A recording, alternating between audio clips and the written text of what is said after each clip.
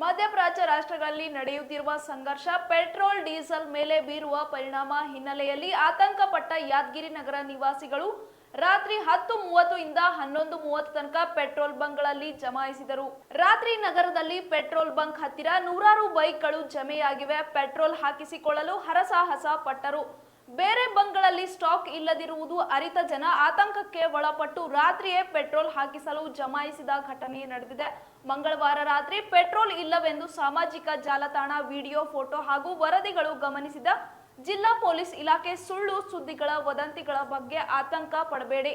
ಯಾದಗಿರಿ ಬಂಕ್ಗಳಲ್ಲಿ ಸಾಕಷ್ಟು petrol diesel stock ಇದೆ ಎಂದು ಜಿಲ್ಲಾ ಪೊಲೀಸ್ ಪ್ರಕಟಣೆಯಲ್ಲಿ ತಿಳಿಸಿದೆ. Gracias.